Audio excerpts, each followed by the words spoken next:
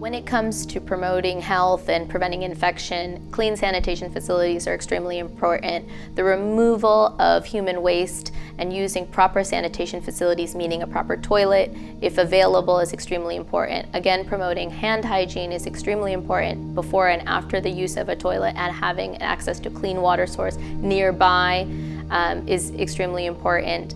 Frequent cleaning of those sanitation spaces will also help prevent infection or the spread of disease burden that's common with gastrointestinal illnesses. The minimal standards for keeping these sanitation facilities clean are, again, promoting the use of proper sanitation facilities if accessible, a proper toilet and a sink for hand washing. If those are not available, digging at least an 8-foot hole and urinating or defecating in those spaces and covering that with the reminder to, again, remove that space when available, and proper hand hygiene after.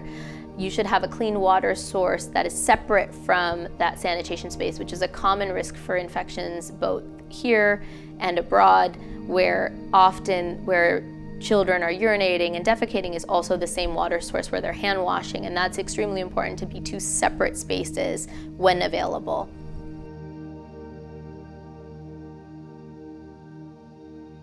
The minimum standards for WASH, which is water, sanitation, and hygiene, include a clean water supply for drinking and washing, disposal of urine and feces, so remembering to keep that space separate from your drinking water and appropriately disposing it outside of your child-friendly spaces, drainage of standing water, not letting water accumulate in spaces that increases risk for insects and infection, a control of pests.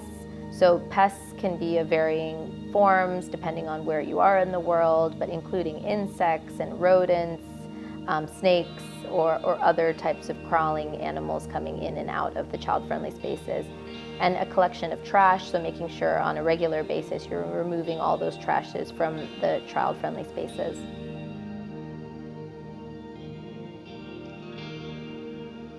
So with temporary urinary and defecation options, it's important not to contaminate your school or your centers.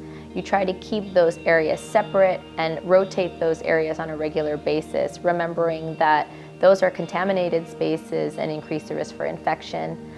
If you can, encourage wearing shoes in those environments because of the risk for hookworm, but also remembering that other parasitic illnesses or other parasites can be increased, or what we call diarrheal illnesses are increased in those spaces, and again, following with appropriate hand hygiene.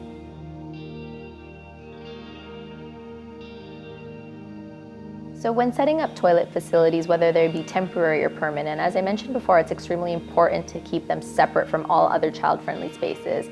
According to humanitarian guidelines, depending on the cultural and social norms that exist where they are, having boys and girls facilities separate helps reduce the risk for gender-based violence, and also extremely important to have accessibilities for children with disabilities and having appropriate access to those toilets.